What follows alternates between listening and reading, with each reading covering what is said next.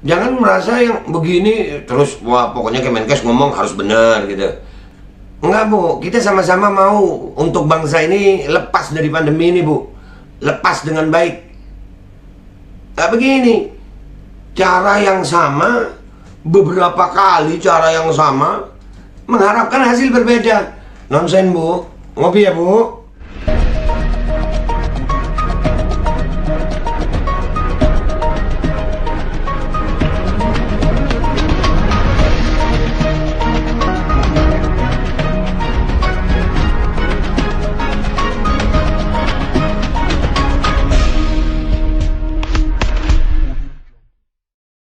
Assalamualaikum warahmatullahi wabarakatuh. Welcome back, selamat datang lagi di channel Babe Aldo. Bersama gue Babe Aldo yang tetap santuy, tetap akal sehat.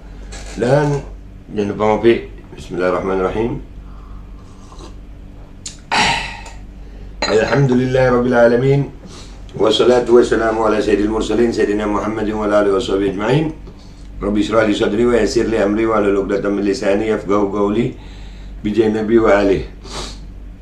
Salam revolusi akhlak, semangat revolusi akhlak. Semoga akhlak kita jadi lebih baik hari ini dibanding yang kemarin. Panjang umur, perjuangan, merdeka, Allahu Akbar.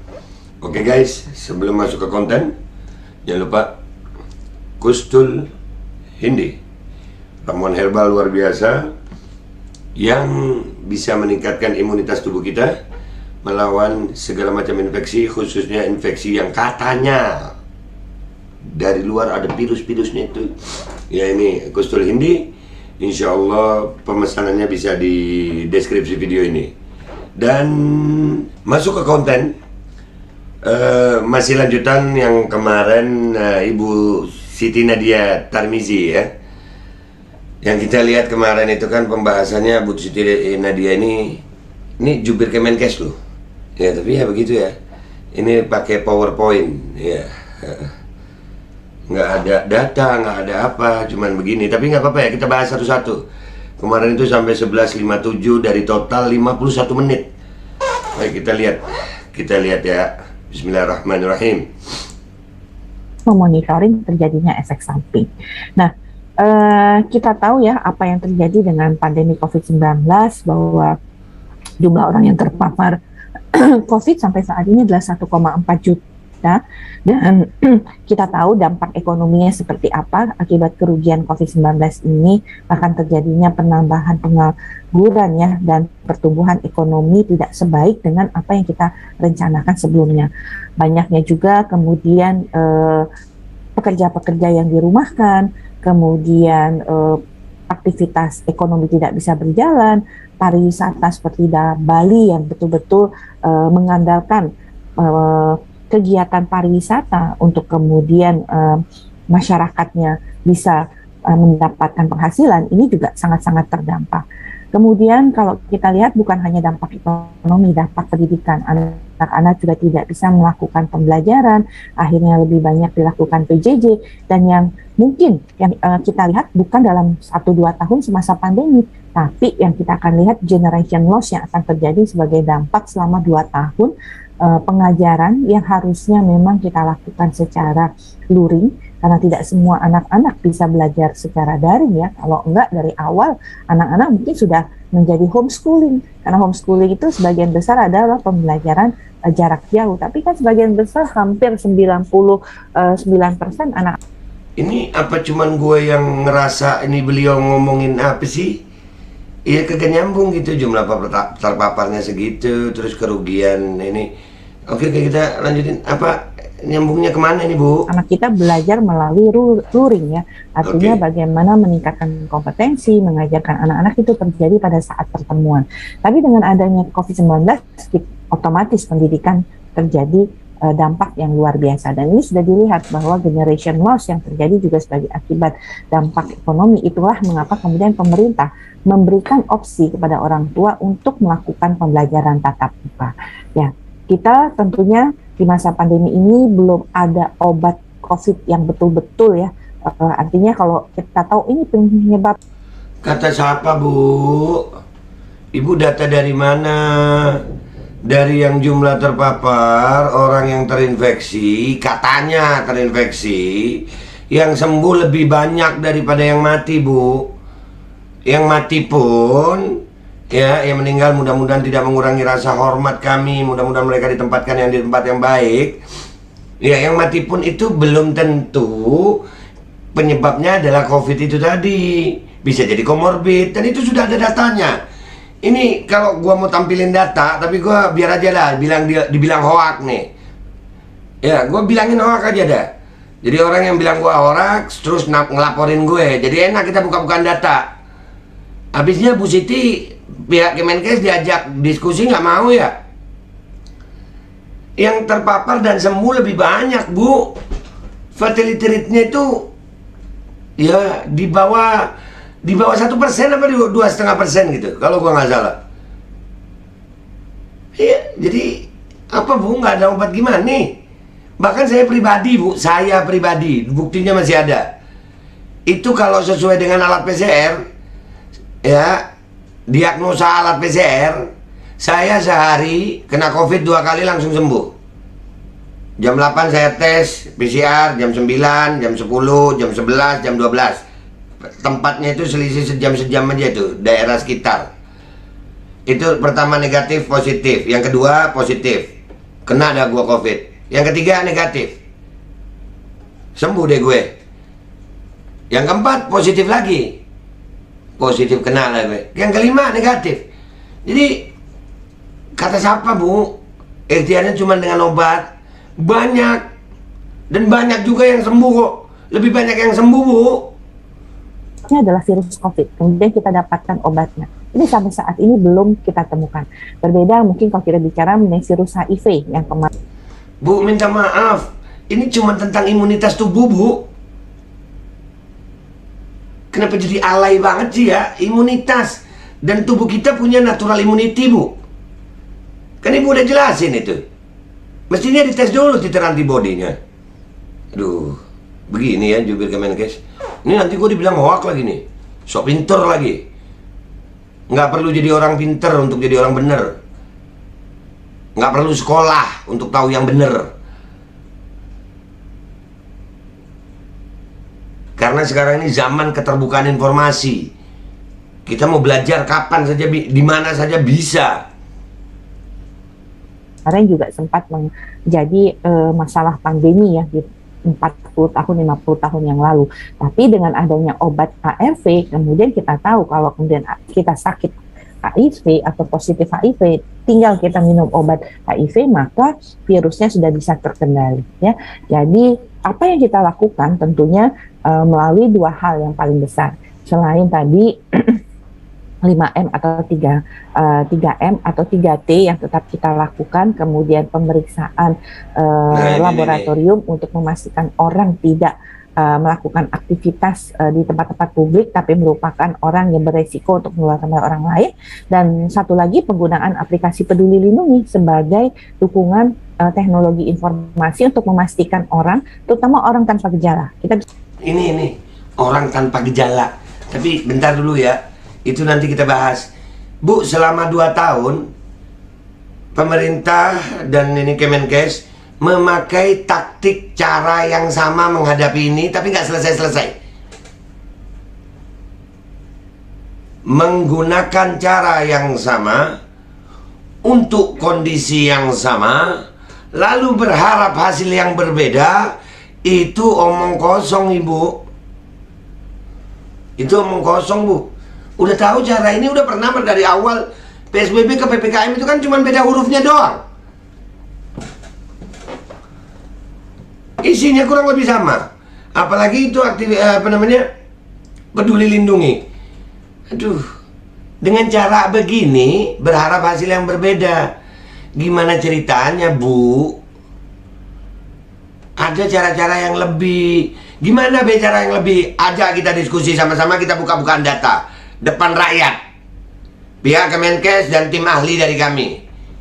Ada, Bu, tim ahlinya, Bu. Iya. Jangan merasa yang begini terus, wah pokoknya Kemenkes ngomong harus benar gitu. Enggak, Bu, kita sama-sama mau untuk bangsa ini lepas dari pandemi ini, Bu. Lepas dengan baik.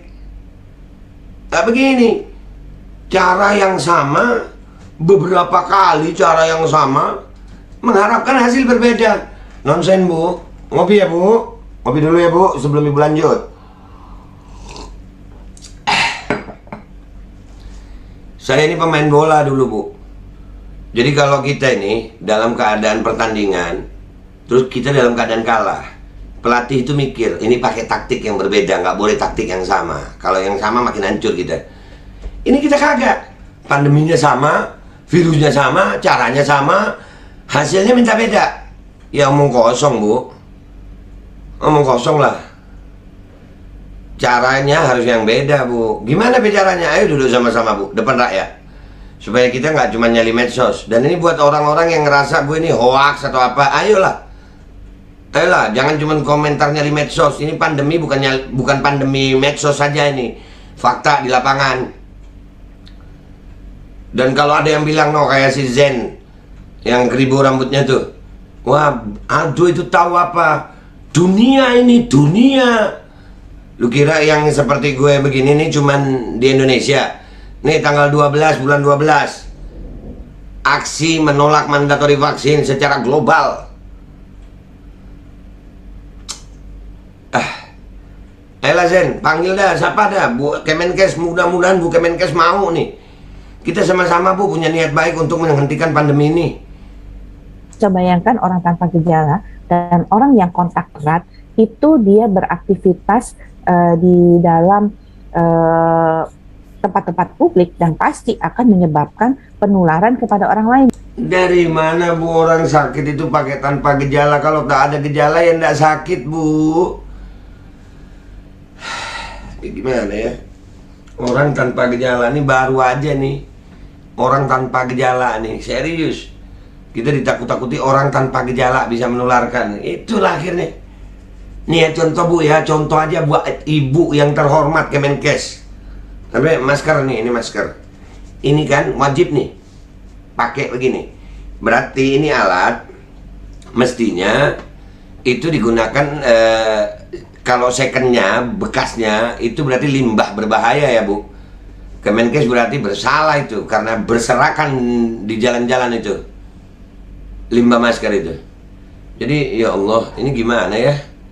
Lanjut dikit lagi ya. Ini baru 3 menit udah.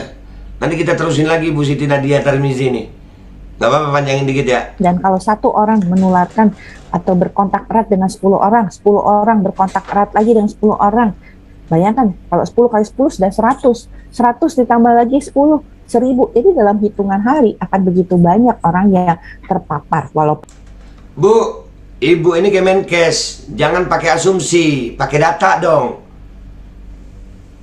Kalau mau begitu, kalau kita yang ngomong dengan asumsi begini ya udah ditangkap Bu.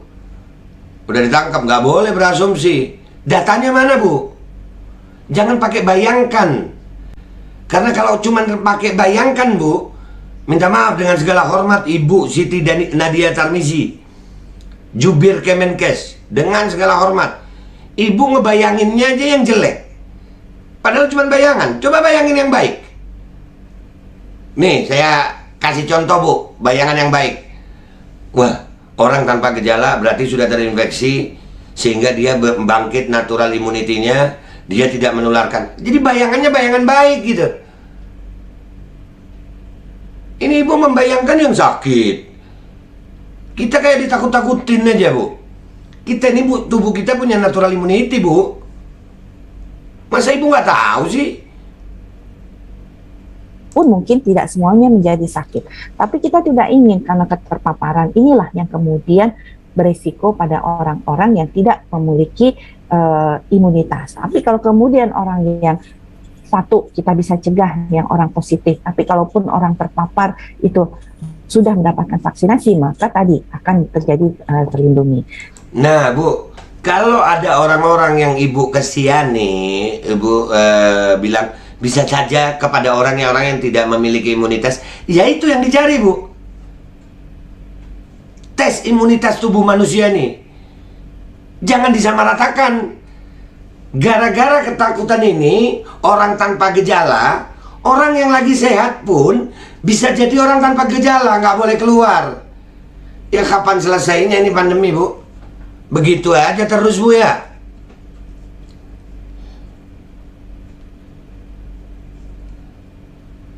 COVID-19, nih tulisannya nih, telah menyebabkan disrupsi kondisi ketenaga kerjaan karena tidak hanya menyebabkan pengangguran, tapi juga ada pekerjaan yang hilang. Jumlah pengangguran tahun 2020 mencapai 29,12 juta orang. Saya jawab ya Bu ya, 70,3% pejabat naik hartanya waktu pandemi. Berapa triliun itu kenaikannya? Dan pemerintah jujur dong, itu kontrak vaksin beli berapa? Harganya berapa? Pernah nggak dibuka itu? Berapa harga vaksin? Berapa dana anggaran PPKM tiap hari? Itu kasihkan ke masyarakat, jauh lebih manfaat, jauh lebih murah. Kita nih kayaknya vaksin gratis ya. Pemerintah ke rakyat vaksin gratis, pemerintah ke yang produsen bayar. Pakai apa? Utang. Pemerintah bayar utangnya lewat apa? Pajak.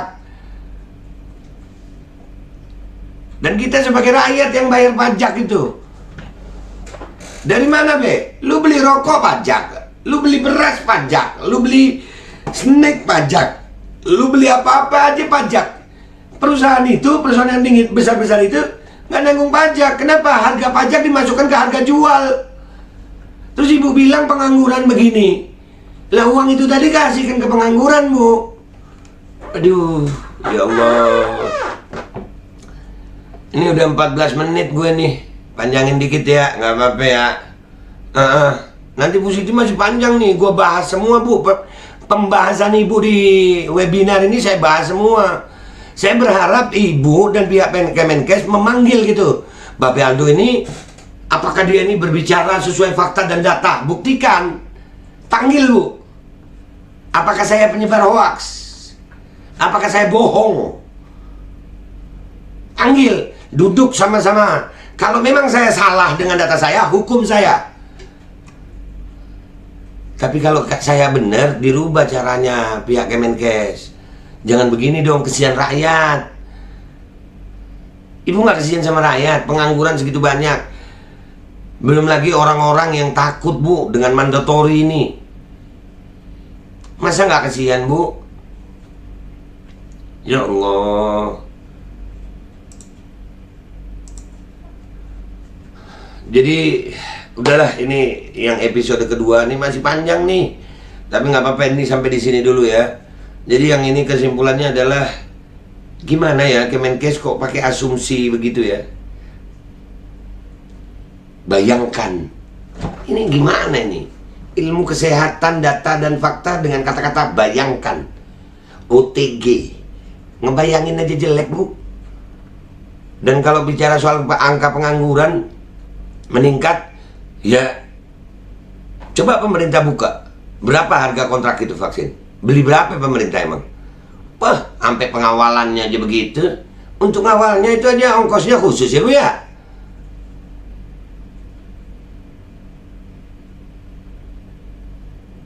Dan yang paling utama adalah selama 2 tahun ini kita ini memakai cara yang sama tapi berharap hasil yang berbeda.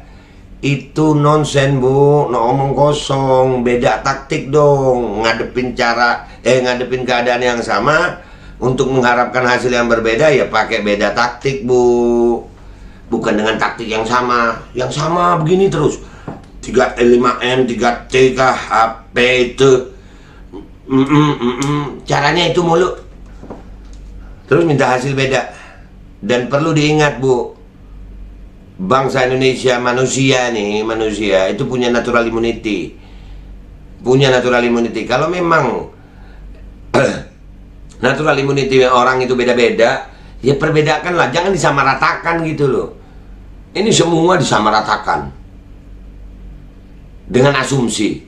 Masa ilmu kedokteran dengan asumsi Bu? Pandemi seperti ini kok dipakai bayangkan. Dan gitu aja gue ya. Dan buat semua pihak yang merasa gue nih, kalau memang gue nih merasakan, katanya laporkan. Kalau gue nggak punya bukti, data, dan fakta tentang apa yang gue omongin, silakan. Gue berharap adanya diskusi dari pihak Kemenkes dengan pihak masyarakat. Kami siap kok, Bu. Kami seperti ini untuk rakyat Indonesia kok. Untuk rakyat Indonesia, bukan untuk diri kami pribadi. Kalau untuk diri kami pribadi, kami jadi sales saja, Bu. Enak, duitnya banyak ya, Bu ya. Ya udah, gitu aja dari gue. Gue minta maaf kalau ada salah. Sampai ketemu di konten-konten berikutnya. Ketemu di tanggal 12 bulan 12 di Bundaran HI.